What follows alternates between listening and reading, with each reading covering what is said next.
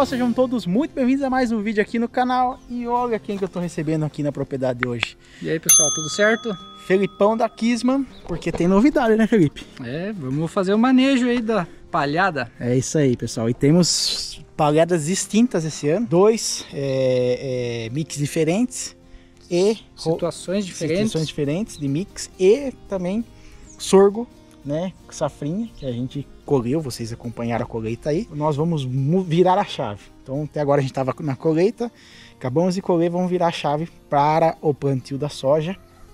Aqui por enquanto não começou a chuva, mas assim que começou a chover, como diz os gaúchos, nós vamos se atracar. É isso aí, né? Vamos começar com tudo, né? Exato. Fazendo uma operação diferenciada, tentando um resultado diferente, Sim. Fazendo coisas diferentes, né? Porque se a gente faz sempre a mesma coisa, O resultado é o mesmo, né? O resultado é o mesmo, isso daí é a vida. Então, as palhadas foram implementadas, choveu, vieram bem, agora vamos fazer o manejo delas. É isso, a gente fez nossa lição de casa e agora a palhada fez a lição de casa dela, agora a gente começa a nossa lição de novo, né? Que agora é fazer deitar ela, rolar ela, para vir fazer um berço de germinação excelente para nossa soja, para a gente ter uma safra excelente. A gente vai... A tática aqui é a gente ficar menos suscetível a variações climáticas possível, né? Certo. Então, se a gente tem uma palhada bem desenvolvida, que ela retém a umidade, isso vai amenizar muito a condição de escassez climática, caso venha a ter, né?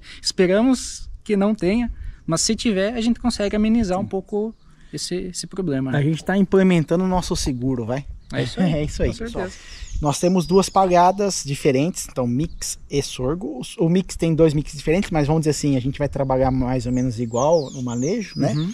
O sorgo ele tem uns macetes diferentes, porque o sorgo ele sofre um pouquinho mais de resistência para a gente fazer o manejo com rolo fácil. Acho que as duas maneiras que a gente vai trabalhar diferente aqui é o quê? É com lastragem, né? E velocidade. Isso aí. Esse rolo que a gente tá, né, que é o Kissman 7000, né, o RFK 7000, ele possui lastro e a gente pode colocar aproximadamente 2.500 litros de água, né? Esse de 7 metros é aproximadamente 2.000 litros, o 9 metros que é 2.500. 2.500, certo. Isso. Então, com o lastro a gente tem uma gama maior de utilização. Se a gente quer somente estrangular, a gente pode trabalhar numa velocidade mais baixa, com 0 de lastro. O equipamento já é um equipamento pesado, então vai fazer o serviço. Mas se a gente precisa fazer um corte, como uma safrinha do sorgo, que é uma palha mais rígida, digamos assim, que ela demora muito para se decompor, então se a gente faz a quebra dela, se a gente consegue picar ela melhor, acelera esse processo de decomposição e elimina problemas lá na frente de plantabilidade, né? Com certeza. Então, com uma quantidade grande de variabilidade de lastro, a gente consegue chegar no ponto certo de corte. Show de bola. Então é isso que a gente vai fazer, pessoal. Vamos começar pelo sorgo, que tem uma dificuldade um pouco maior, até porque a gente vai ter que pôr lastro, né? E depois, na hora que a gente for para a cobertura, daí a gente vai provavelmente tirar o lastro, mas vamos avaliar isso lá na lavoura, certo? Bora pôr esse lastro então? Bora agitar a coisa, pessoal. Bora lá.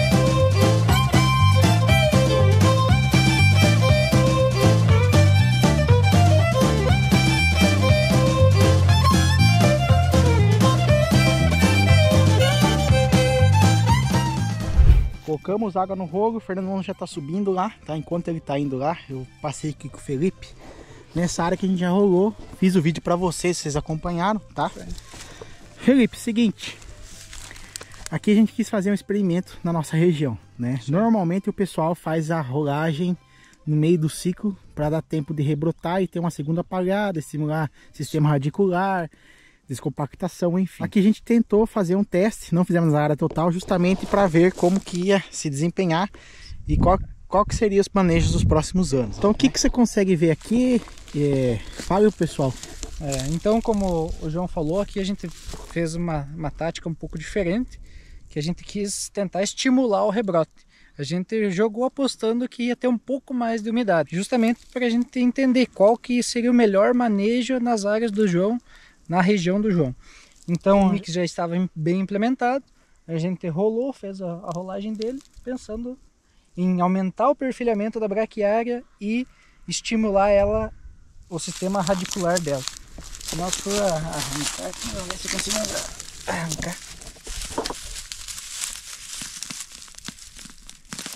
dá para ver que as raízes foram bem profundas. Quando a planta sofreu o estresse de cortar ela tenta perpetuar a espécie, né? E tentando perpetuar a espécie, ela tenta ficar mais forte, ela coloca mais raízes, as raízes avançam mais no terreno.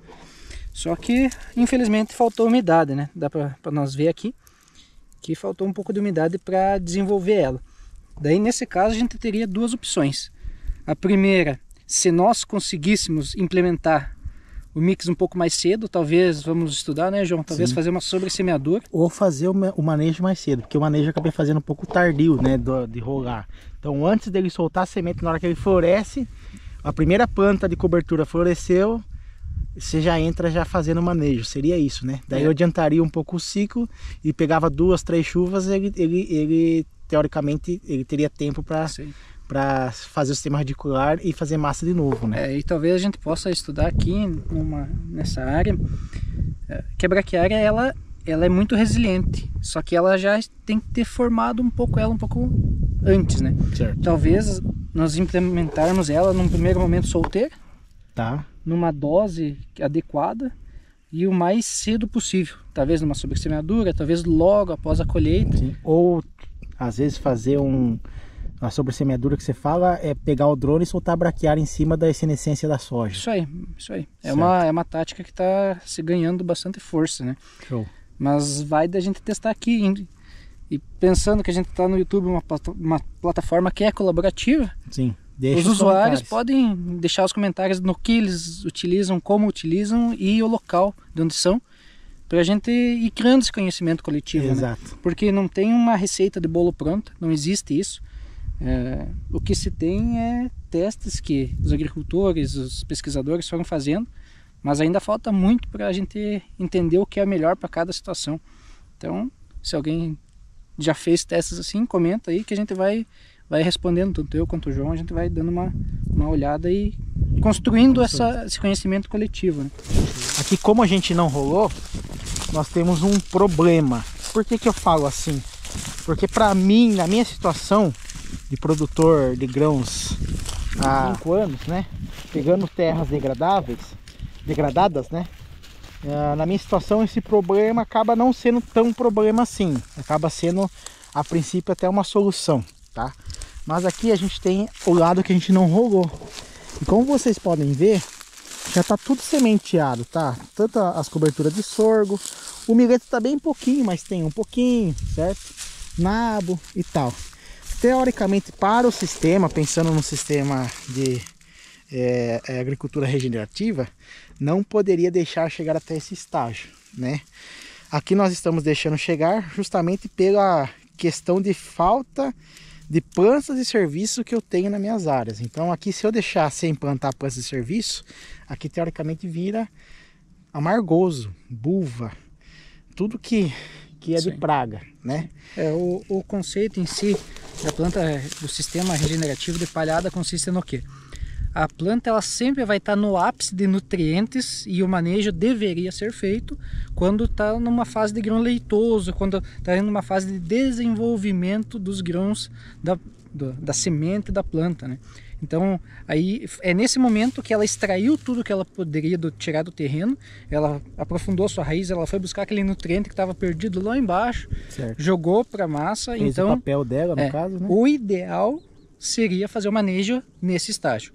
Só que, como a gente falou antes, não existe uma receita, não tem uma receita de bolo pronta, né? Então, se a gente fizesse esse manejo quando o milheto aqui ele estava largando o seu cacho, ou quando o nabo ou o sorgo estavam largando, a gente ia ter um tempo muito longínquo do plantio e por ser um ambiente assim muito seco, ele ia se deteriorar muito essa palhada. Sim. A gente pode ver aqui, até aqui no chão, eu estava analisando enquanto você estava falando, olha só a diferença. Aqui é uma base larga, então sim, o máximo de umidade do ambiente concentra aqui, vai estar concentrado aqui. Olha a quantidade de palha que a gente tem aqui e o rebrote. Sim. Agora, se nós olharmos ali do outro lado da base, a gente já vê um rebrote muito menor. Sim. A gente consegue ver o solo, que coisa que aqui a gente não observa, né? Sim. Então a gente realmente faz sentido essa questão da falta de umidade, não é falta de nutriente no solo, não, é umidade É a umidade, mesmo. falta de umidade. Né? Então a gente tem que ir testando e se adequando e melhorando o nosso sistema, né? E teoricamente assim, pessoal, eu como produtor prefiro muito mais fazer o controle desse tipo de planta com um simples herbicida, então deixar sementear e fazer o controle depois do plantio ou antes do plantio, do que eu ter que cuidar de erva daninha, que às vezes tem que fazer 2, 3 aplicações e não fica bom. O custo é bom. muito mais elevado. Exato. Então a gente já utiliza as plantas a nosso favor, né? E a gente quer utilizar elas o máximo possível. Sim. Em outros ambientes, vai ser vantajoso fazer esse manejo antecipado, mas nesse caso do João, na localidade do João, a gente não ia ter tanto benefício. Sim. Então, e agora que a gente vai manejar, vamos rolar. Para o nosso plantio a gente está estimando uns 25 dias por aí, vai depender, lógico, de chuva e tal. Mas aí, teoricamente, a gente vai ter palha para fazer o plantio da soja. Isso aí. E, por exemplo, se a gente fizer o manejo aqui, nessa situação, e tiver uma chuva, tomara Deus que tenha, né? Alguma planta daninha já vai germinar e a gente consegue controlar ela muito mais facilmente, né? Sim. Então, por isso que a gente vai fazer esse manejo um pouco antecipado. Show de bola.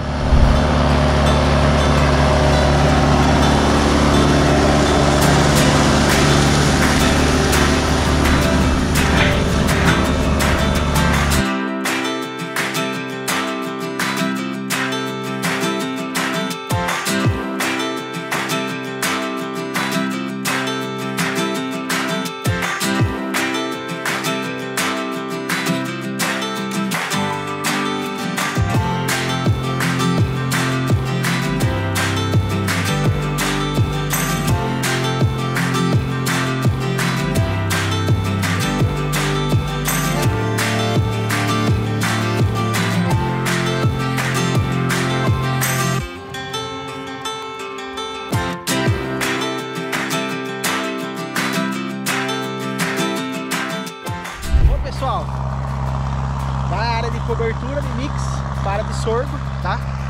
Fazendo manejo de sorgo. Manejo de sorgo é um manejo muito difícil de fazer. É um dos piores que tem, Tá. pensando em restos culturais, né, da safra comercial. Então é um material bem fibroso, assim, de difícil corte. Então nós estamos aqui utilizando uma velocidade acima dos 15 km por hora e o equipamento lastreado com o lado afiado das facas, justamente para a gente otimizar ao máximo a quebra do como dessa planta para ela se decompor o mais breve possível. O intuito é tentar cortar, mas mesmo que não corta, se ele já der um hit, vamos dizer assim, no corpo, já acelera da também. Dá uma olhada aí.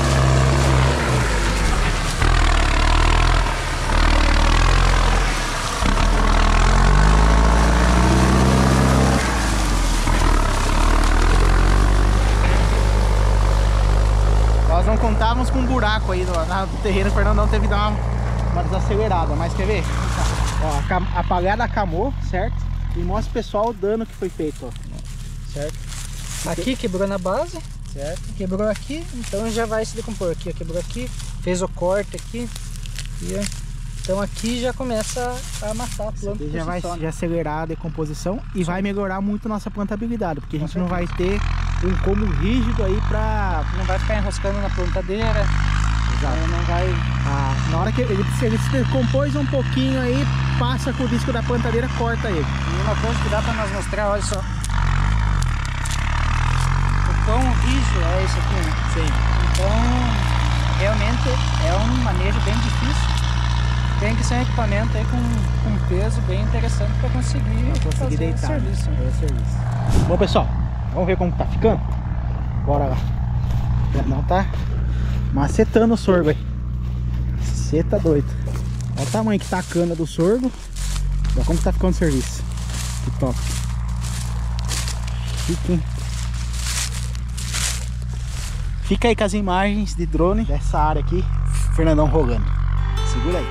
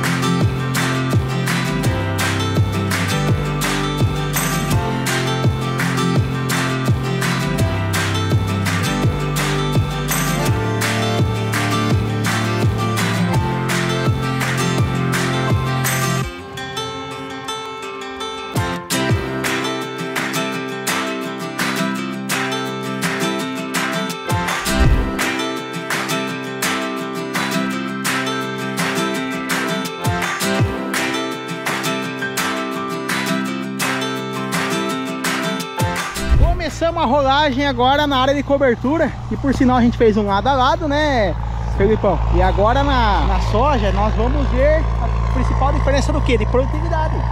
Da área com palha, né? E a área com safrinha de sorgo. O que vocês acham que vai dar? O que será que vai dar? Eu tenho o meu palpite, mas cada um é livre para palpitar também, né? E qual que é o seu palpite, Felipe? Na área daqui de palhada, a chance de você colher mais é muito grande. E por quê? Principalmente pela qualidade de palha que você tem aqui, né? Mostra aí pro pessoal. Aqui a gente tem é o supra-sumo da palhada. O que é o supra-sumo da palhada? Quantidade, qualidade e diversidade. Certo. Então aqui nós temos espécies diversas, ó, vamos ver aqui. Nós temos capim-coracana, que parece pé de galinha.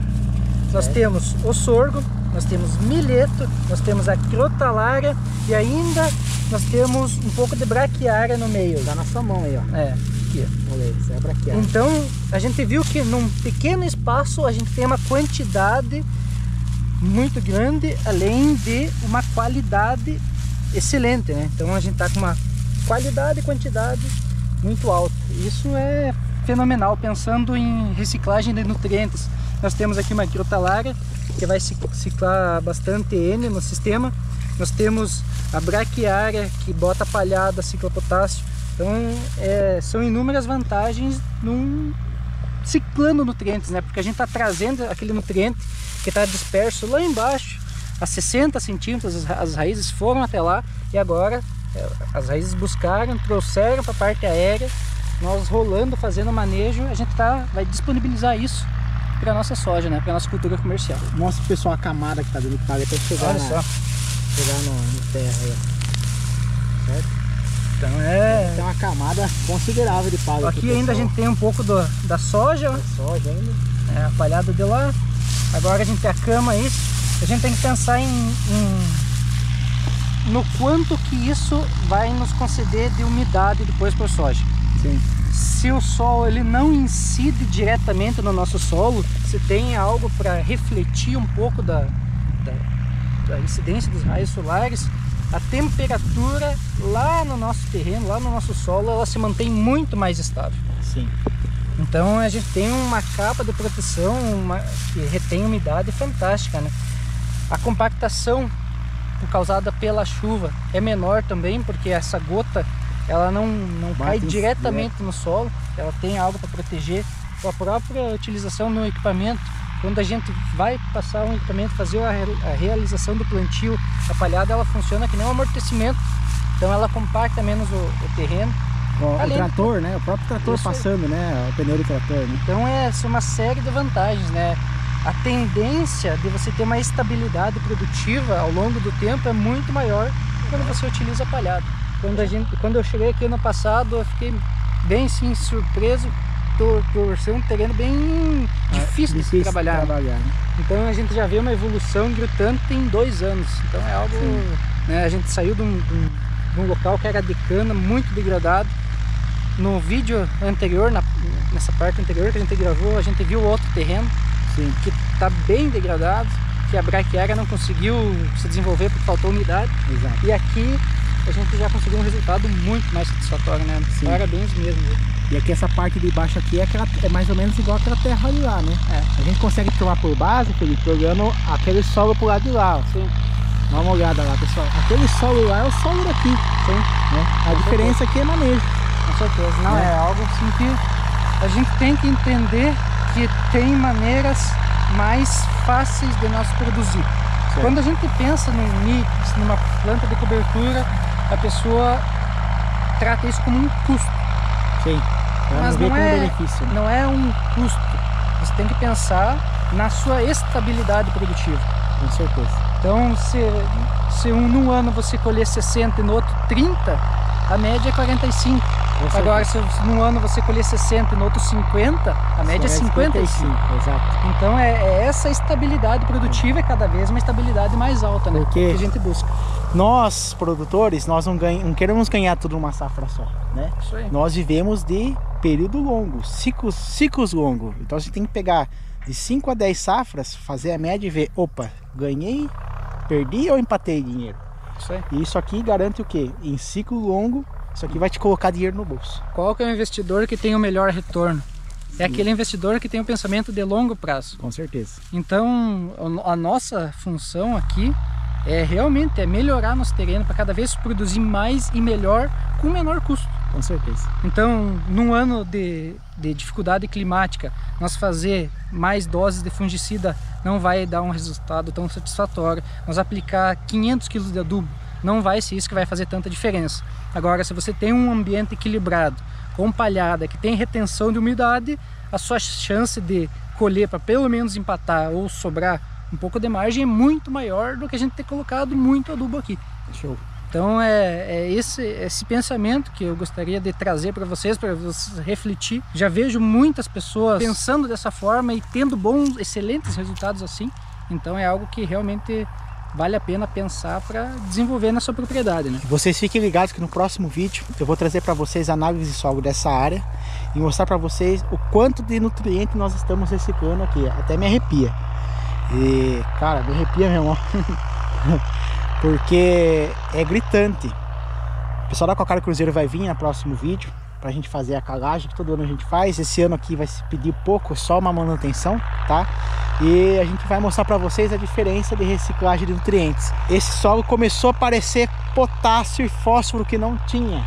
Aqui era zerado por causa da cana. Tá buscando, a raiz ela tá buscando esse nutriente lá embaixo. Olha o resultado aí, pessoal. Que show de bola. Chique, né? Que pagada top.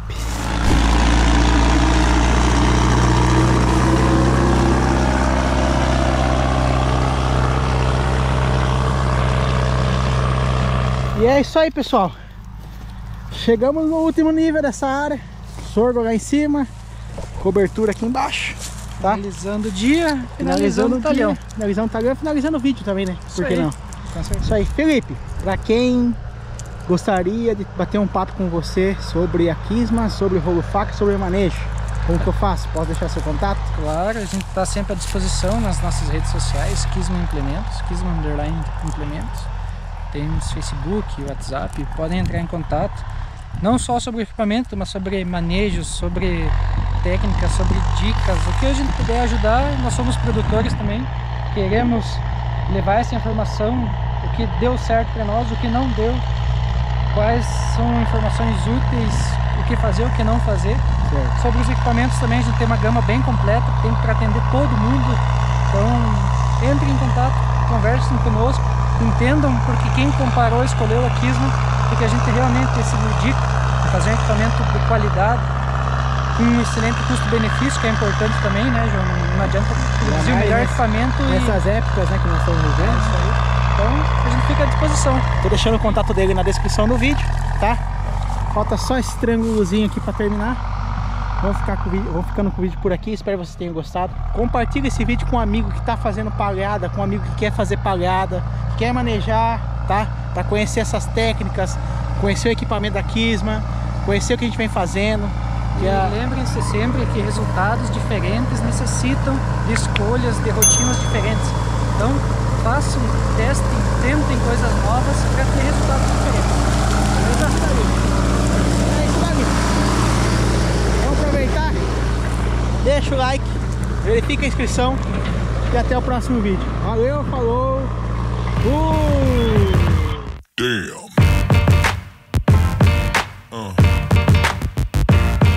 Yeah. Yeah.